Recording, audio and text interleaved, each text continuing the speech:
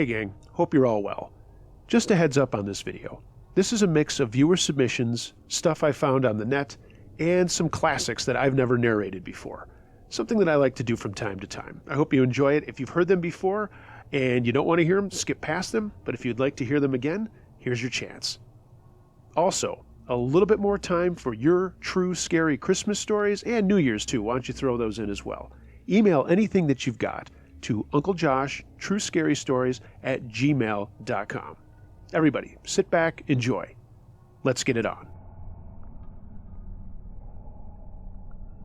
Dad's Creepy Friend by Amandon99. So, there's some backstory needed here to understand everything. This guy, who I'll call S, was a friend of my dad's for years. I say it like that because I'm talking 25 to 30 years, not 3 or 4. He had lived with us various times throughout the first 15 years of my life. Also, my mom's side of the family throws a Christmas party every year on Christmas Eve.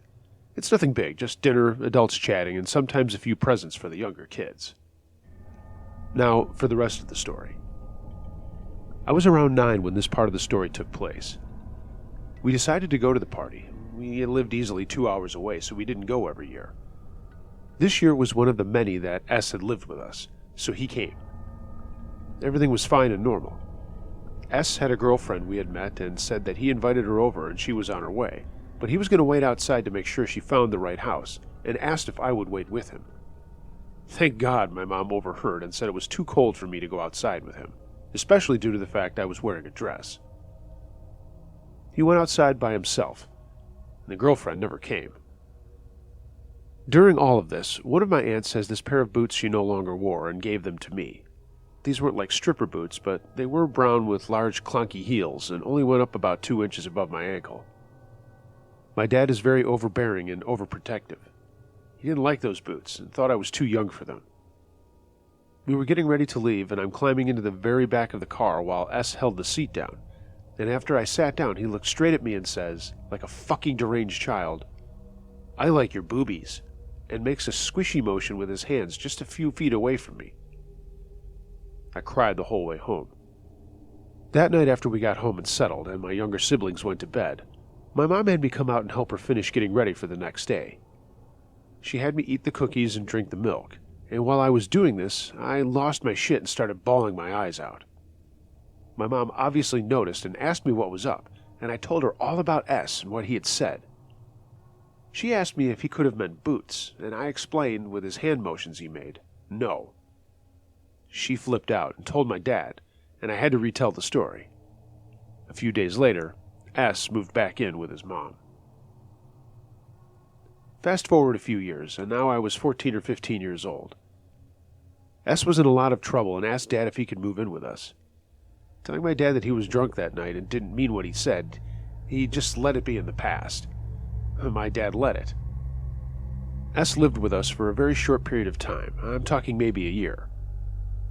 During this time, I was very close to this dog we owned, and his name was Scooby. He was my baby. He followed me, slept with me every night, and if I went to a friend's house overnight, he was lost. He also never let anyone in my room.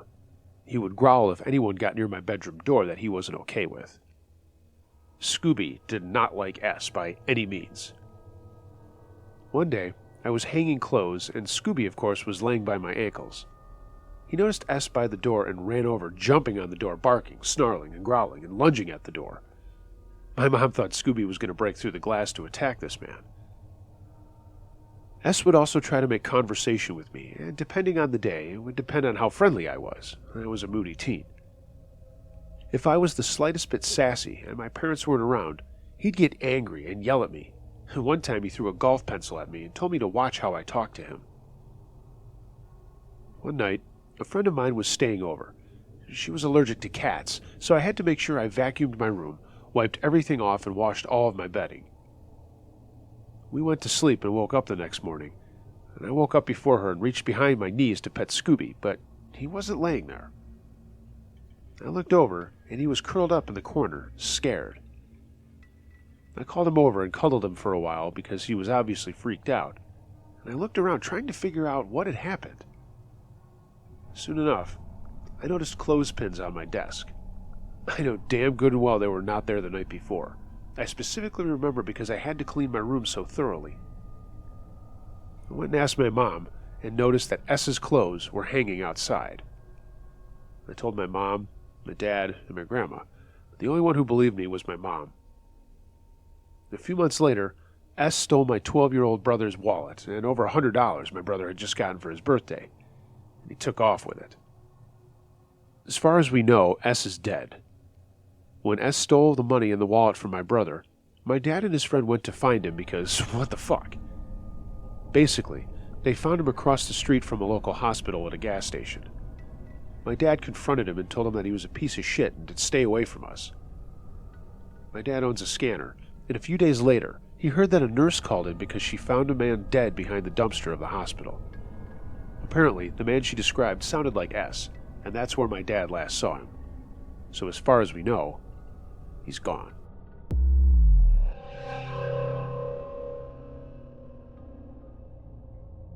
Camping in the Appalachians by Six String Shadows. A few years back, my girlfriend and I, having hiked several other parts of the Appalachian Trail, decided we wanted to give the southern portion of Virginia's trail a shot. It's about 166 miles long and runs through George Washington and Jefferson National Forests from Roanoke County to Perrysburg and Giles County. This is definitely one of the more remote and less traveled parts of the trail, which is exactly what we were looking for. We gathered our gear and made our way to the start of the Virginia Creeper Trail to begin our journey. We had planned to end our journey at Damascus and figured that by the time we got there, we would be more than ready to get home to our own beds. It was early October, and the changing of the leaves and colors was amazing. The air was crisp and cool, perfect hiking weather with beautiful scenery. The majority of the trip was pretty uneventful, just your typical hike. But our last couple of nights is where things got weird. On this portion of the trail, you're supposed to camp on the trail or a designated shelter. We didn't really want to run into other people and didn't want anyone coming up on us in the middle of the night. We decided to ignore those suggestions and find our own little spot off the trail. A little searching around, and we found a spot a little ways off the trail in the middle of a small clearing. It was perfect. We set up camp, cooked some food, talked for a while, then snuggled up and went to sleep for the night. Somewhere around 2 a.m., I was awoke by my girlfriend shaking me awake, telling me, "Get your gun! Someone is outside walking around our tent." She informed me that she woke up to what sounded like someone right outside the tent running a knife or something along the side while circling us. When hiking, I carry a 1911 and a judge with me. You never know exactly who or what you might run into when out on such a long hike in a remote location. I got the judge out of my pack, and then we sat silently listening for any sounds. A few minutes of nothing but the breeze blowing through the trees, and then I heard it. Snap, crunch, snap. Someone or something walking in the woods behind our tent. I got the flashlight and silently made my way out of the tent. Our fire had gone out, so it was nearly pitch black, and illuminated by only the dim glow of the October moon, I told my girlfriend to stay put while I checked it out. I didn't flick the flashlight on right away so as not to give away that I was out of the tent and have it become a shining beacon of my location. Instead, I waited to hear more noises. After a few minutes, snap, crunch, crack, it sounded like it was bipedal based on the way the steps were paced. I turned on the flashlight and flooded the area with light, and I thought I saw someone move behind a tree. I yelled out and told them to go away and that I was armed. I kept the light on the area with my gun drawn and slowly approached towards the area where I thought I saw the figure. Then, from my right, I heard what sounded like someone running away through the woods. I spun and faced my light that way, and from the original spot hear or who or whatever was there take off into the woods. There was no way I was going to give chase, so I returned to the campsite. I tell my girlfriend about what happened, and I end up sitting guard outside the tent in the darkness until daybreak. In the morning, I looked around a bit for signs of who or whatever it was, and I discovered a boot print in some soft, moist dirt not far from our tent. It wasn't mine, and it wasn't my girl's. This freaked me out as it confirmed that someone, perhaps more than one, was skulking around our tent in the dark. I kept it to myself because I didn't want to freak my girl out any more than she already was. At this point, we were pretty deep in and still had 2 days left. That day we walked a little faster than normal and covered as much ground as possible. When it came time to set up camp, I found a spot near a cliff where we could place the tent in a small overhang and prevent anyone from coming up behind us. The whole day up to this point, I had a feeling we were being followed. I had no confirmation of this as I hadn't heard or seen anyone else, but it was just a gut feeling. We set up camp and made some food and then retreated to the tent. I gave my girl the 1911, and I kept the judge right next to me, and I assured her that if I slept at all, it would be with one eye open. After a while, she drifted off to sleep, and I stayed awake listening to the sounds of the woods at night. I was awake for a few hours, just waiting to see if anything was going to happen. At some point, I guess my exhaustion caught up with me and I drifted off. I awoke sometime later to what sounded like someone going through our stuff outside the tent. I grabbed my gun and woke my girlfriend, shushing her to be quiet. From the faint glow of the fire, I could see someone's silhouette against the tent. There really was someone out there. I yelled out to them something along the lines of, "We are armed. Get the fuck out of here." They dropped what they were doing and bolted. I came out of the tent, gun drawn and ready to shoot someone. Our stuff was strewn all about. They had rummaged through quite a bit of our stuff. I walked to the edge of the woods in the direction whoever was out there had fled. There was a creek nearby, and I walked to the edge where there was a small trail running alongside it. Down the creek, I could see a light. It looked like a lantern the way it flickered. Then I saw 3 more emerge from the other side of the woods. I told my girlfriend to start packing up whatever she could and that we were leaving now. We packed up everything of value, left the tent and a few other items, and headed back onto the trail in the middle of the night.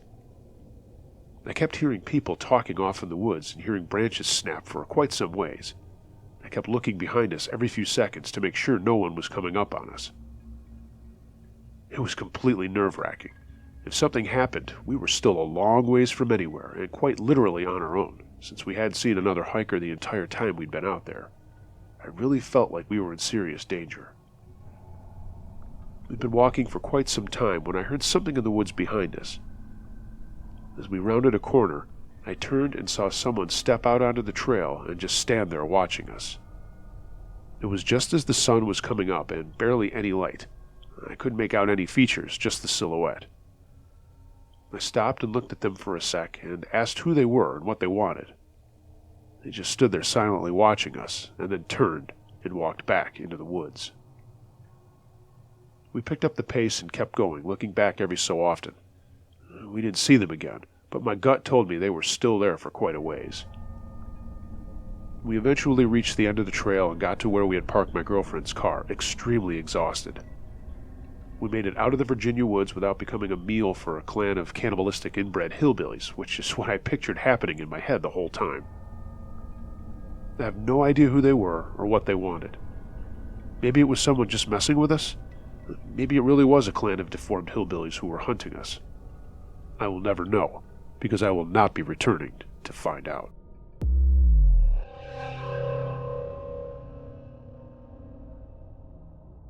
Grandpa Didn't Want to Go to Church by Lady Glow.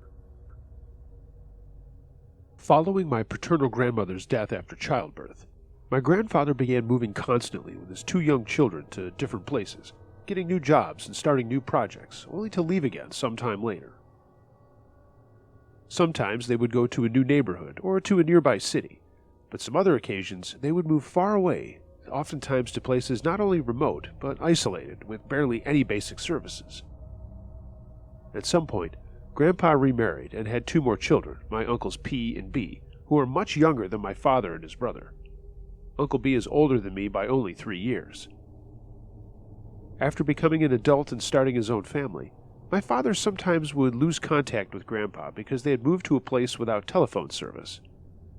We would get a letter or a postcard letting us know of their latest whereabouts, only to learn time afterwards that they had sold their house and moved somewhere else, again. Eventually, Uncle B settled down. But now married Uncle P and his family, Aunt M and cousins T and LM, my grandparents stayed together practicing Grandpa's nomadic lifestyle. For the above reasons, my siblings and I didn't really have a chance to spend time with Grandpa, nor to keep much memories of him. I don't know much about his character other than he was an adventurer and wasn't afraid to undertake any new enterprise. It didn't bother him to start again from zero. I imagine Grandpa was religious at some point in his life, as it would be expected of a bishop's brother-in-law and a man who had joined the Cristeros' army. Grandma passed away, and several years later, in January of 1999, Grandpa took his own life. Given the circumstances of his death and the fact that they had to take his body to the coroner's, there was not a vigil held for Grandpa. Uncle P decided that Grandpa's last resting place should be at the side of his late wife. There was a funeral mass, after which they had to take him for burial to a cemetery in a city more than 250 kilometers away from the place where they were living. Shortly after his passing, my mother kept a candle lit and prayed for him. One day, she had to leave the house to run some errands, and to be safe, she placed the candle on the tiled floor of the living room, away from anything that could accidentally start a fire. When she got home and saw the candle, a silent reminder of Grandpa's tragic death, she prayed again, and to her surprise, she saw the candle glide gracefully on the floor for at least 2 meters. It's going to be 21 years since Grandpa died, during which I've gone to Mexico several times. I was there last month and had a good visit with Uncle B and his family. We talked about a lot of stuff, and at some point the conversation took us to Grandpa's death, and he told me something that happened to him during the funeral. Like I mentioned before, there was no wake for Grandpa, but still they had to hire the services of a funeral company and a hearse to transport the casket from the coroner's to the church, and from the church to the cemetery. When the hearse arrived at the church, Uncle B, Cousin T, and 2 men from the funeral company carried the casket towards the building. But when they were crossing the threshold, B felt like as if the weight the pallbearers were holding had multiplied several times, making it almost impossible to keep walking. His first thought was that his mind or body were reacting to the stress of his father's death, and he was making his best to prevent his knees from buckling and keep on walking into the church. Once inside, the weight of the body in the box went back to normal. At the end of the service, he wondered if this would happen again, but it didn't. He kept the events to himself for a long time until one day, when Cousin T confessed to having experienced the same thing that day at the church, he admitted it. They both concluded that Grandpa didn't want to go to church that day because he felt regret for having taken his life, or maybe was afraid of facing whatever was waiting for him on the other side.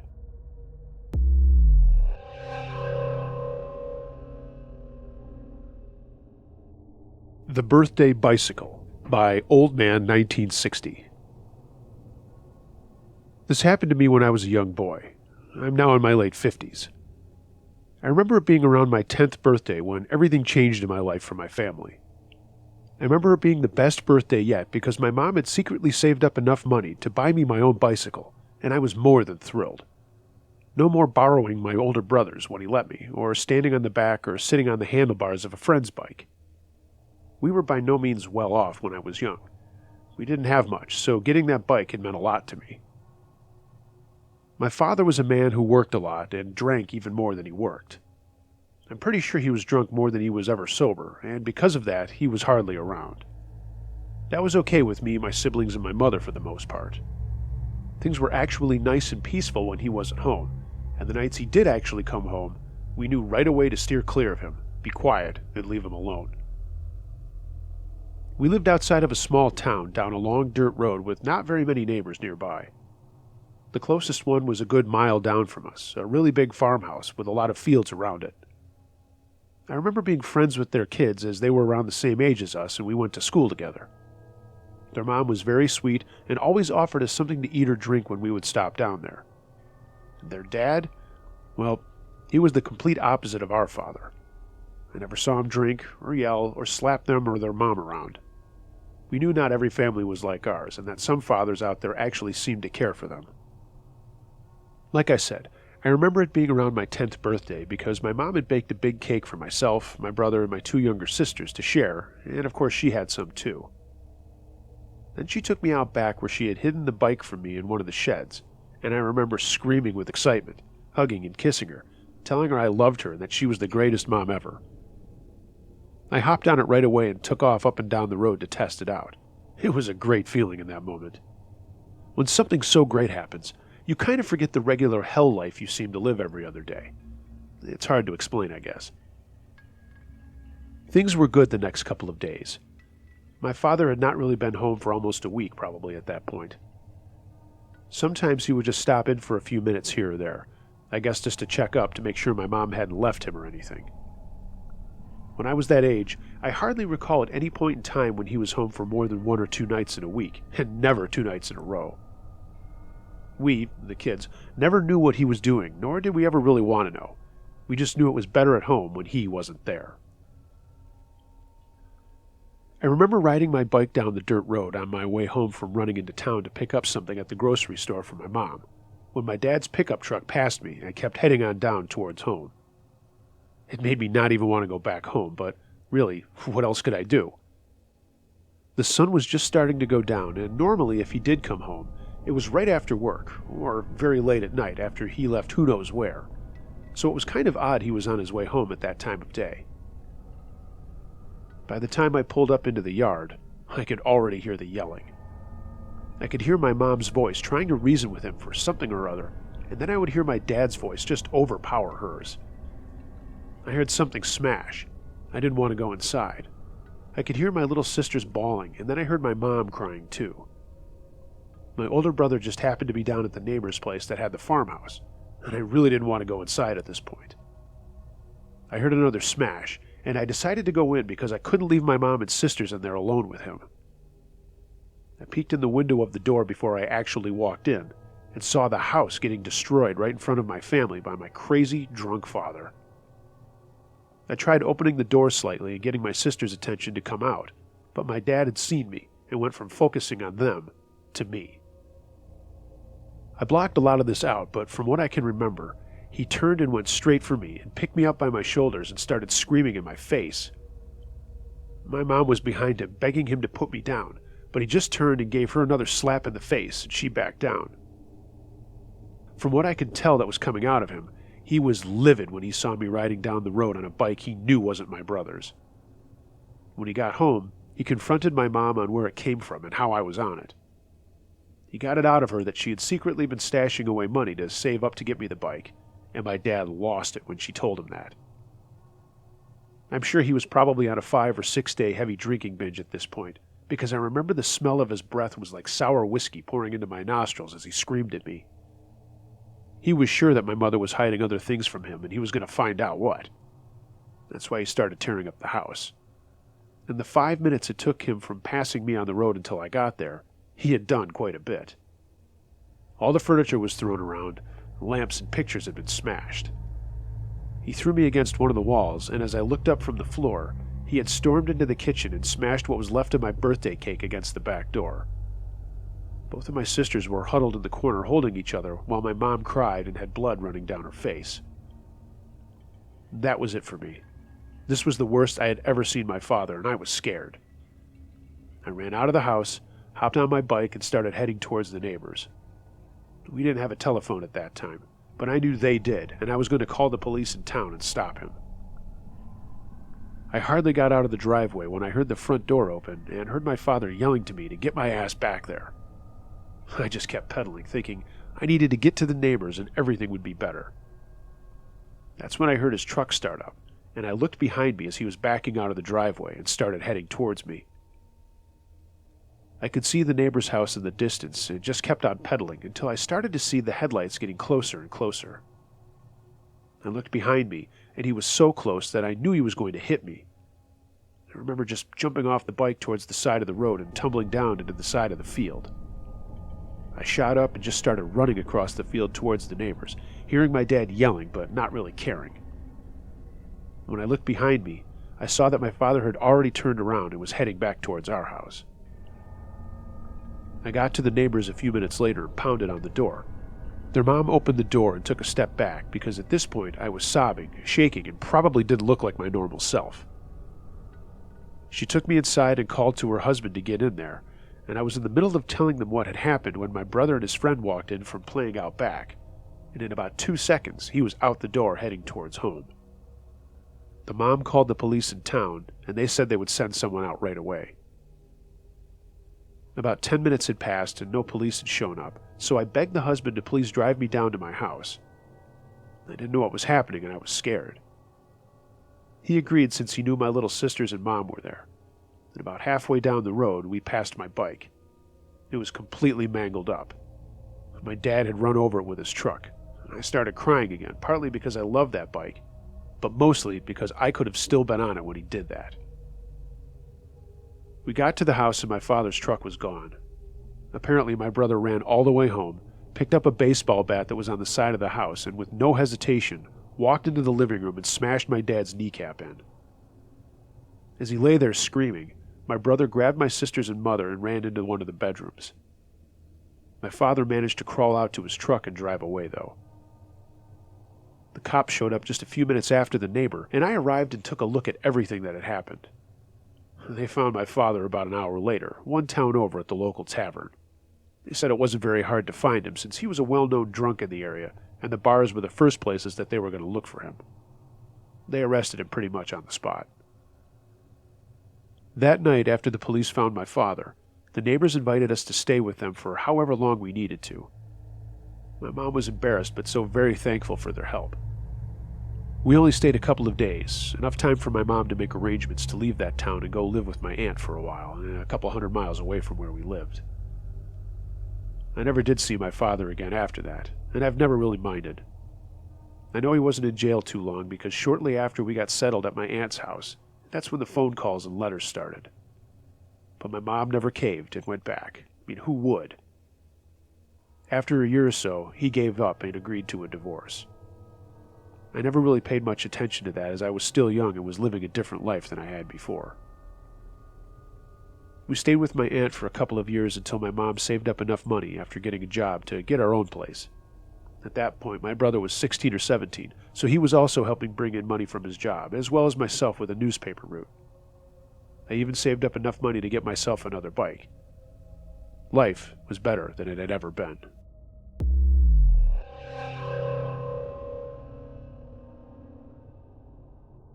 A Haunting in New Hampshire, submitted by Kayla D. My name is Kayla, and I'm from New Hampshire. What I'm about to tell you is 100% the truth, and I will try to describe the events that transpired in as much detail as possible. Back when I was in high school, sometime between 2007 and 2008, I got a job at a large horse farm about 10 minutes from my house. The job consisted of working almost exclusively by myself, doing typical barn work, cleaning stalls and paddocks, turning horses out, bringing them back in for the night, and cleaning the attached apartment that was used as the main barn entrance. I'll try to draw you a mental picture of the layout of the place, to give you a better understanding when I describe the events that happened there. The property was situated on a small hill. When you pulled into the driveway, there was a main entrance with an apartment and a garage directly in front of you. When you walked in through the front door, there was a long hallway. The apartment was on your left, and the garage side entrance was on your right. The apartment had 2 rooms that the owners used for storage and for their barn cats, and also a bathroom. All the rooms were connected, and also had doors leading back out to the hallway. The garage had been renovated by the farm owners and turned into a party room that they would rent out for pony parties. If you walked all the way down the inner hallway, you would come to a set of stairs leading down into the original barn. This was the smaller barn where they housed some ponies, a couple of goats, and Miss Piggy, their 700-pound large black pig. When you walk down the center aisle, the stalls are on either side of you. You then come to a large indoor arena. Directly across the arena is a new, larger barn, and this is where the horses are kept. When you first walk in there, there's a large tack room and stalls on the left, and all stalls on the right. Halfway down the center aisle of this barn, there's an open grooming stall on the right where people tie their horses to brush and bathe them, and a sliding barn door to the outside on the left.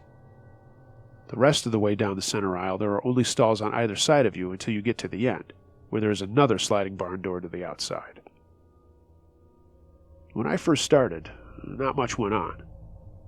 Occasionally, I would be taking care of their cats in the apartment, and the cats would act strange, like they were watching something flying around the room.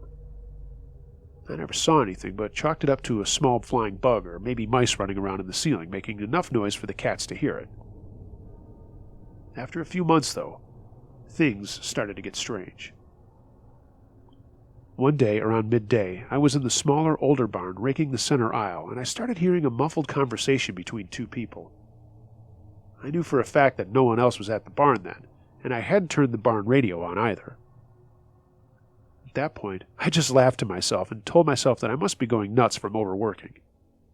I just ignored it and continued raking.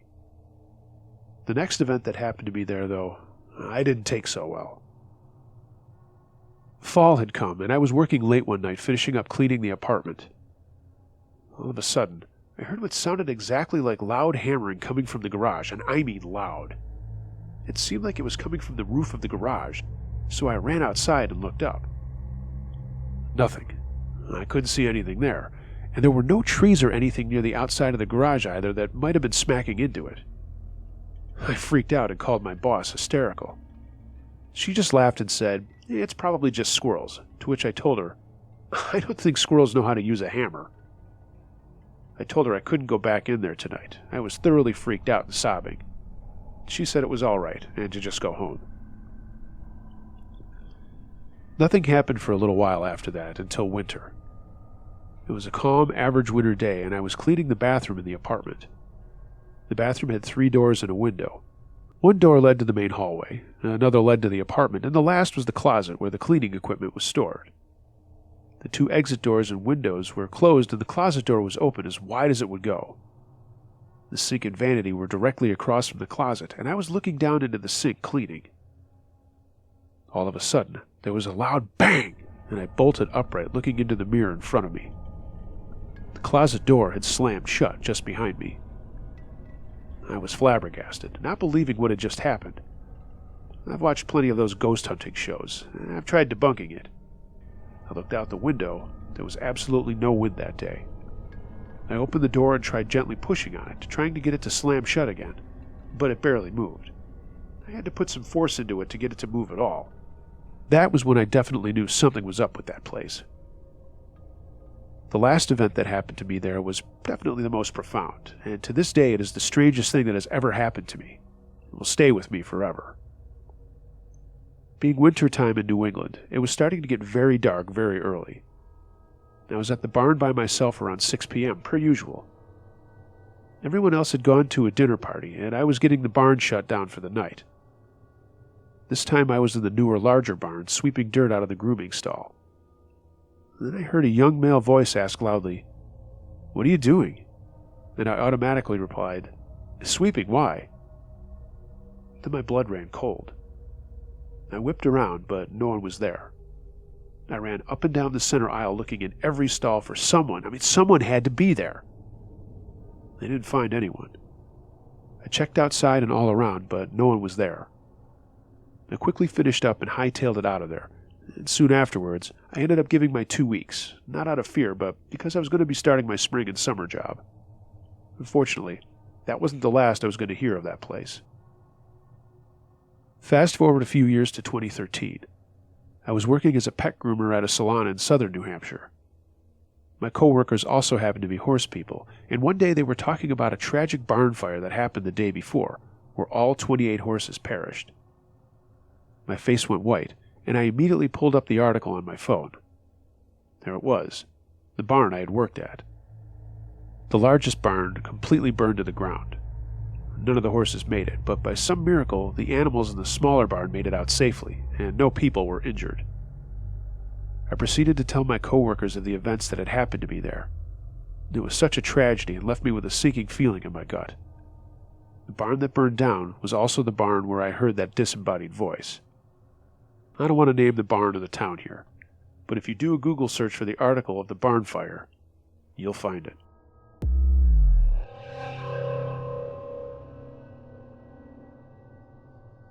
Worst Night as a Nurse by Nurse Milia. This took place 4 years ago when I was a new nurse. I'll take a moment to explain what my job was like.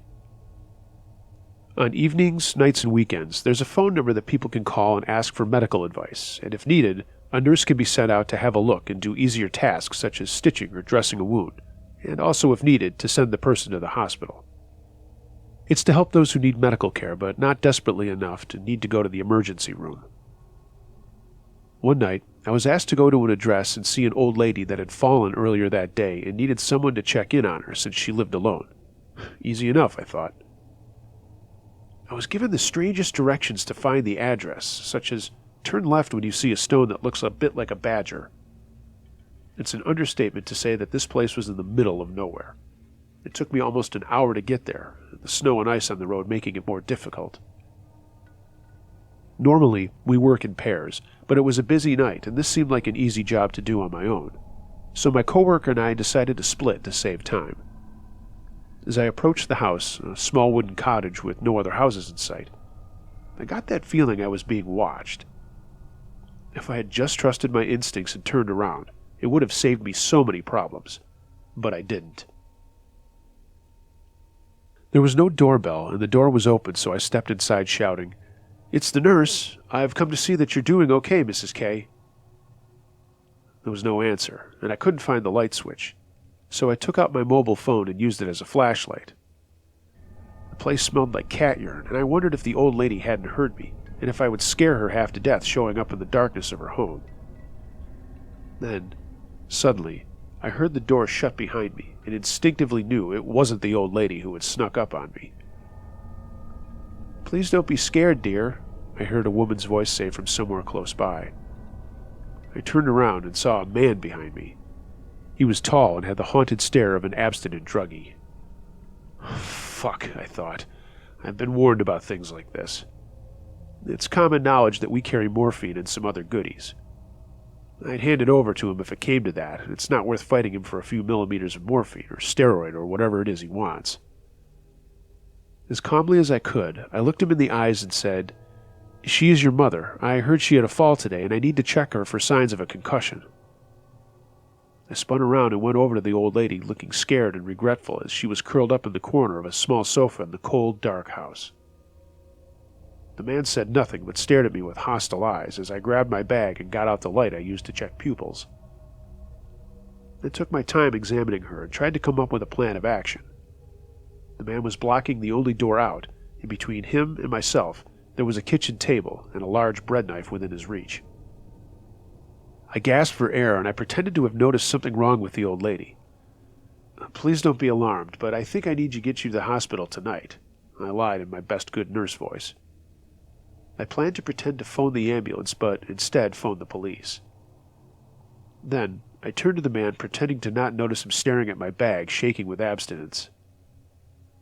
"Please come here and sit with your mother while I call the ambulance," I said. There was no phone signal here. He smiled and came closer to the knife on the table. I realized that it might take a long time before my coworkers start to miss me, and when my partner does, she won't know exactly where I am. If I was going to get out of this mess, I would have to come up with a solution myself. No one was coming to save me. "Is he your son?" I asked the woman. She replied, "He takes my pain medicine from me. He spends my pension. I'm sorry, he scares me." I looked again at the bump on her forehead and realized it was not from a fall, but from a punch. It seemed that the smartest thing to do was give him all the drugs I had on me and hope he would be happy with that and let me go. But then, what if he feared I would call the cops now that I knew who he was? "Give me your keys in the bag," he said, a sly smile dancing on his thin lips. "No, I can give you something for abstinence, but then I need to go see my other patients. I'm running late," I said, trying to make it sound like the others were waiting for me to arrive. "I don't think you will have any more patients tonight," he said. He was now holding the knife in one hand, the sharp end up. He held it like he knew how to use it. People who threaten you with a knife but have no experience using one will often hold it high but with the sharp point downwards. But if you know what you're doing and aim for maximum damage, you point it up. This was a red flag for me. The thoughts ran through my mind. If he's a violent, unpredictable druggie, he might want to kill me and the old lady, and I will fight with everything I've got, even if it's not that much at that moment. I threw over the bag, intentionally aiming for the corner, so he had to turn around to retrieve it. As he did, I took a few steps forward and kicked the knife out of his hands as hard as I could. I was wearing winter boots with spikes under them for the ice, and they ripped several small wounds on his hand.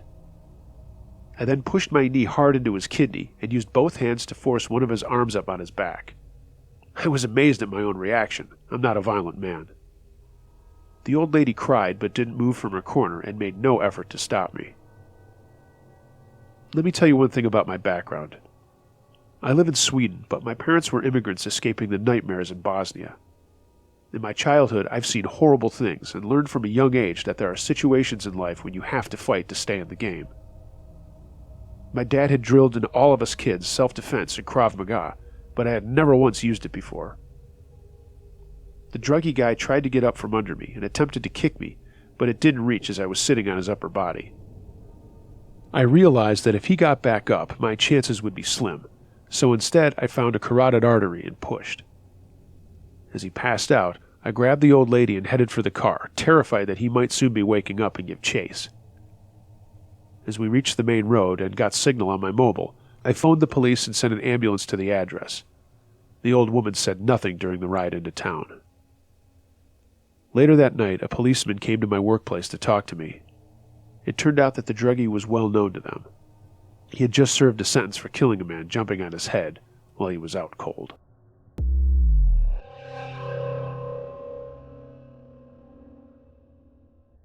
The Guy in the Basement, submitted by Sexual Chocolate.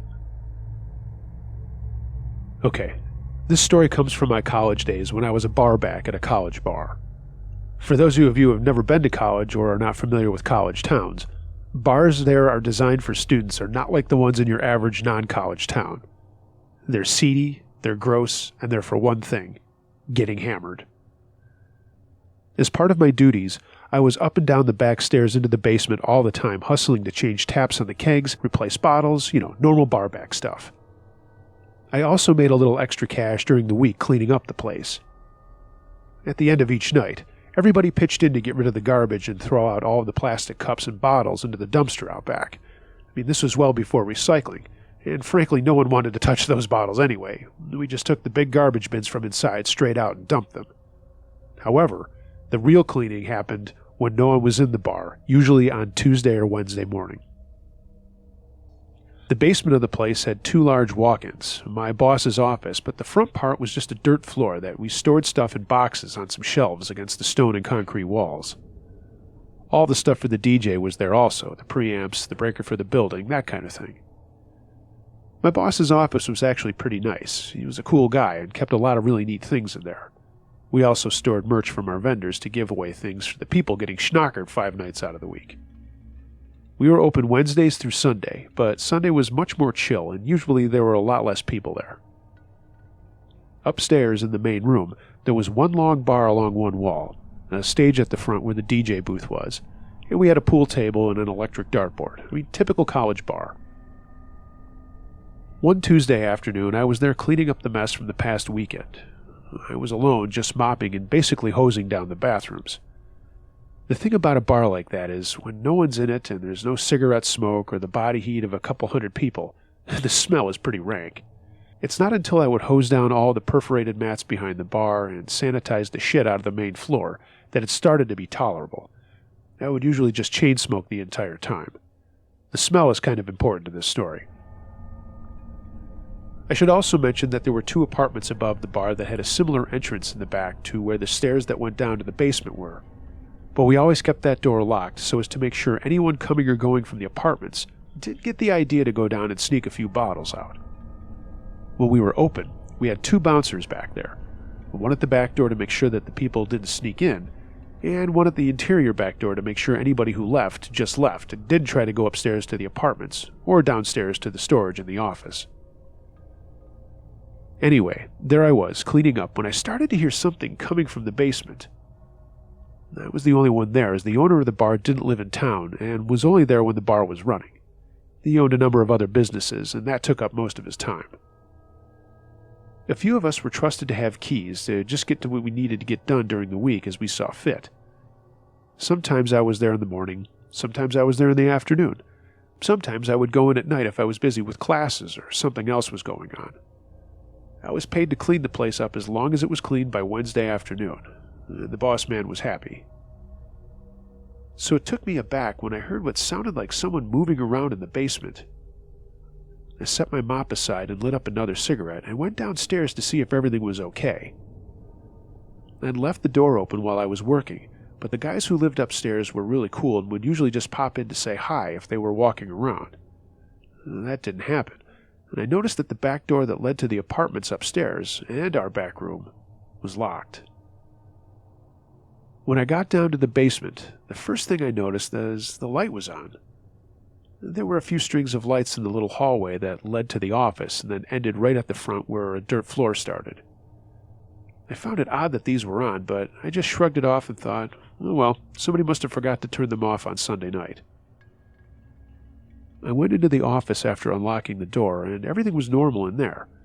So I flicked the lights off, locked the door behind me, and then checked the walk-ins. There was nothing. I figured it must have just been a sound from outside that I thought came from inside, and I went back to work. This time I locked the door to the basement, as the utility sink was in the little room before you got to that door to go downstairs. That's all I needed as far as cleaning went. I finished up the main portion of the bar and was ready to call it an afternoon when the phone rang. It was my boss, and he was just checking to see if I was there. I said yeah, and then laughed and told him about the funny noise I heard in the basement and how it kind of spooked me out for a second. He laughed too and said take it easy, and he would see me tomorrow. After dumping out all of the slop water, I went back into the bar area, grabbed a cold one, and had another cigarette as I made one last final wipe down of the bar top. That's when I heard that same noise in the basement again. This time, I was convinced that I heard it. We had a trapdoor right there behind the bar for easier access to the kegs, and I opened it and listened. There was a sound like feet shuffling, like shoes on concrete, but it was the sound of someone trying desperately to be quiet. I sat quietly for a moment, and then gently closed the trapdoor and locked it. I sat there mulling over what I should do, and then thinking I was a tough guy, I went back down into the basement to see what I could see. Again, I didn't see anybody, but I did notice there were wet footprints at the edge of the concrete pad before the dirt floor started. Those were not there the last time I was down there. I looked around again and even looked on top of the walk-ins, but there was no sign of anyone or any animal. I just shrugged my shoulders again, but this time I yelled out if there was anybody down there that they'd better come out right now. I waited and just heard dead silence. I went back upstairs, locked the door, and went over to the phone behind the bar and called my boss. I told him that I'd heard it again and about the wet footprints.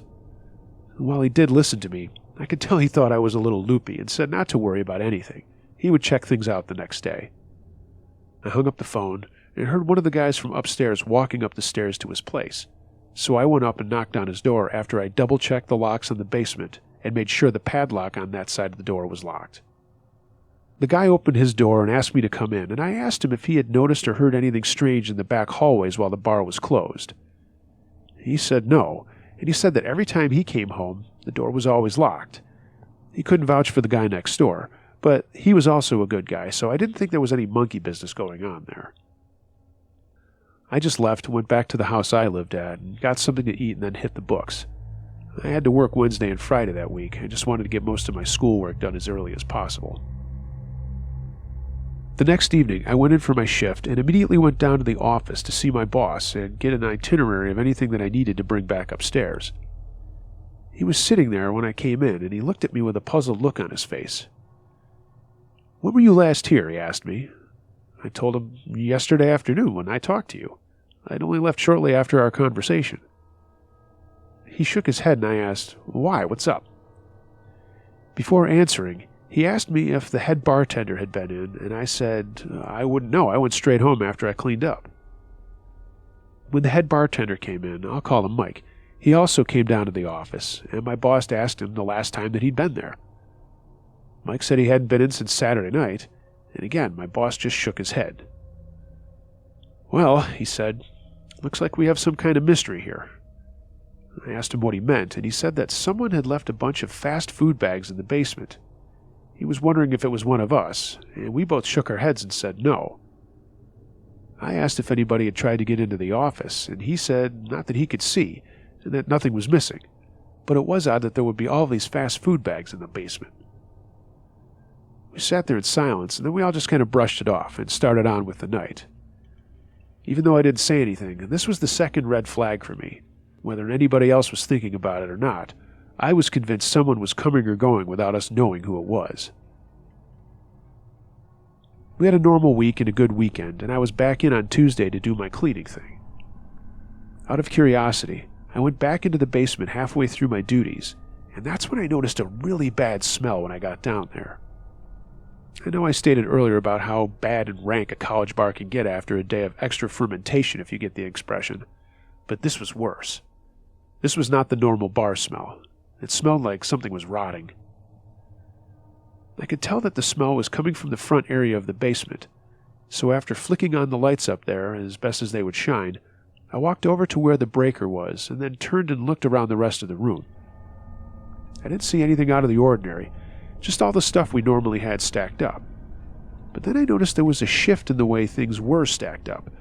For lack of a better description, it looked like there was a tunnel in between boxes that we had against the wall, just a separation that we normally wouldn't have left. I also noticed that the boxes were kind of out from the wall. Usually we stack things flat against it, so nothing inside would fall over. As I leaned towards this tunnel-like thing, I kind of stuck my head in between the boxes, and the smell was overpowering. I mean, it was awful. I simply turned around, kind of weirded out at this point, thinking maybe an animal had crawled back there and died. Perhaps it was still alive, but I wasn't going to mess with that. I was just there to clean the bar, and this was way above my pay grade to be fucking around with a possibly dead or rabid animal. I went back upstairs, went to the phone and called my boss and told him what I had found. He said he'd be out in less than an hour and to stick around if I could. And I said sure thing, and then turned on one of the TVs, had a cigarette while I finished mopping up. My boss got there, and shortly thereafter Mike came in as well. We all went down into the basement, and they also right away noticed the smell. We walked to the front of the basement where things were stacked up, and my boss went back to his office to get a flashlight. He went between the boxes in the area that looked like a tunnel, but all we could hear after a second was a muffled, "Holy shit." He crawled out backwards with a crazy look on his face, and of course we said, "What?" He shook his head and said something is very wrong here. He said there were 2 or 3 that looked like dead cats had been split open, but also looked like something had been gnawing on them. What was worse, he said, there was a sleeping bag on top of a pile of garbage and more fast food bags and other crap. He said it looked like someone was living there. We went to his office and he picked up the extension there and called the local authorities, who came right over. It's a college town, and even though on crazy nights the cops are overworked, during the day they don't have much to do. At least that's the way I saw it. The police came in the back door and my boss walked them downstairs while Mike and I just hung out in the office. The police moved all the boxes, and sure enough, there were the carcasses of 2 cats and all the other stuff that my boss had mentioned. He called a professional cleaner to come out and help us get rid of the stuff, as none of us wanted to grab the dead animals or any of the other garbage. My boss has a buddy who owns a cleaning company, and he sent over 2 guys to do it. The police took pictures, as did my boss, but it was still a mystery as how that stuff got there and if someone really was spending time in the basement right beneath our noses. My boss called for a meeting of that entire staff early that Thursday evening, and he was straight with everybody and wanted to make sure that no one knew or had seen anything or anyone strange around the building. He also went and talked to the owner of a little shop behind our building and asked if he had noticed anything strange. He said there had been a guy poking around the dumpsters, but he didn't think anything of it at the time. Okay, holy shit, this is long, and I'm just going to get to the craziest part. After that weekend, everyone was on high alert around the building. My boss was going to have the locks changed on all of the doors and was going to meet me on Tuesday so we could do it together. We hadn't noticed anything strange over the weekend, so we thought that this was an okay plan. The police did follow up with my boss, but had no real information to share, other than their recommendation that we change the locks. So, Tuesday came and I got to the bar and started doing my thing, when I heard that noise that I'd heard the first time, coming from the basement again. I immediately called my boss, but could not reach him at any of his numbers, and thought about calling the police, but didn't. For the life of me, I cannot answer anyone who questions me why I didn't call the police. To this day, I regret it. What did I do? I unscrewed the handle of the mop thinking I was Steven Seagal or something. I went down into the basement, flicking on the lights and yelling, "If you're down here and I find you, I'm going to beat your ass." I was greeted with silence, but again, I checked the walk-ins and my boss's office. All clear, office locked. I then moved forward to the front where the dirt floor was, and again yelled out, "If anyone was there, you're about to get fucked up."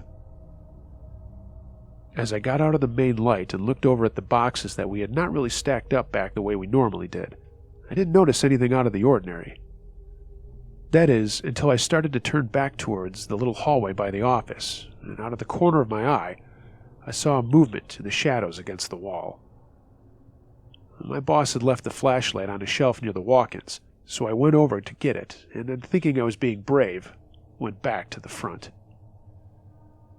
I yelled again, another warning, and flicked on the light and pointed it to the corner where I had seen the movement out of the corner of my eye. Crouched down next to a box of St. Paddy's Day decorations was a man. A haggard, gray-looking scumfuck of a human being. He didn't flinch. He didn't say anything. He stared right at me. I gripped the mop handle harder, but also didn't know what to do or say. The guy's hands were bloody, and his clothes were ripped and basically looked like rags in places. There was blood on his pants on the front of his shirt, too, and I could see that his beard looked greasy and wondered if that was blood as well. For a moment, we just stared at each other. I started to stammer out something, probably trying to be tough, but it came out as a, The guy slowly rose to his feet. I suddenly just turned around and ran as fast as I could up the stairs, and I could hear him knock over a box behind me. When I got to the bottom of the stairs, I turned around and saw him moving quickly towards me. He wasn't running, but he was walking fast. He was even creepier in the light. I threw the mop handle down and hauled ass upstairs, slamming the door behind me and locking it. I heard him run up the stairs, and he started banging on the door, trying to get the door open. He started yelling, but it wasn't like a, "Hey, open up this door" kind of yell. It was just this insane screaming and yelling. I was holding onto the door handle for whatever reason, thinking that somehow that was also going to help keep the door closed, even though it was locked. And again, when I say it was locked, there was a padlock on the outside of the door, including the little lock on the handle. The guy continued to pound on the door and yell, and I ran back to the bar and got on the phone and called the police. They arrived in record time, and at the same time my boss did too. When they all came in, they could hear that guy yelling and pounding. The police told my boss to unlock the door, but suddenly things went silent. We all went silent too as my boss went over and started to unlock the padlock. He opened the door, and when he did, there was nothing on the other side. Just the stairs going down. The police pulled their guns and went downstairs, calling out that they were the police, and for whoever it was to come out slowly from wherever they were with their hands up. My boss and I started to go down the stairs too, but when we got to the bottom, one of the police officers put his hand up and told us to stay where we were. They went through the basement themselves and said, "There's no one down here." They knew someone was there, though. They heard that guy yelling. One of the officers radioed for additional help, and then they took out their mag lights and started shining all over the basement up in the front where it was darker than just the dirt floor. In the front corner of the basement, high on the wall, was a boarded-off window that I knew had a grating on the outside. None of us had ever thought to check that out. The police did, however, and lo and behold, the plywood on the inside came off easily.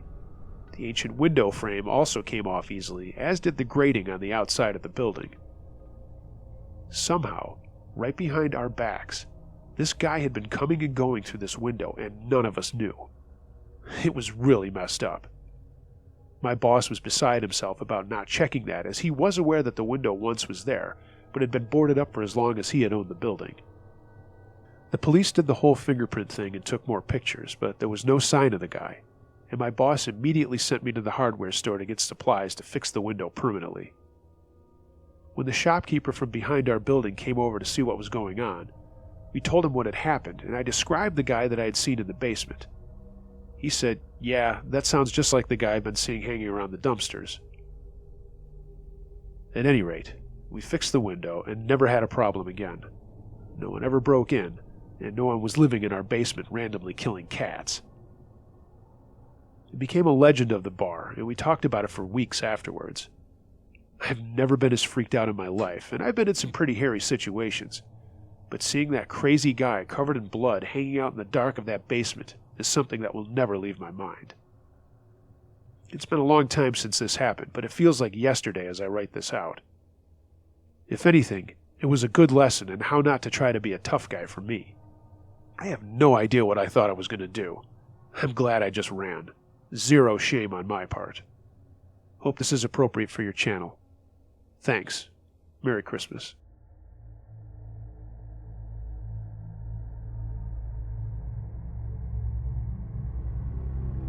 Hey gang, thanks for listening. I hope you enjoyed these news stories, some viewer submissions, as well as some of the classics. Please like, share, and subscribe to this channel, and leave a comment below. If you'd like to hear your true scary story narrated on this channel, email Uncle Josh, truescarystories@gmail.com. I read them all. If you'd like to take things a step further and support the channel, find me on Patreon. There's a link for that in the description below, as well as links to all of my social media.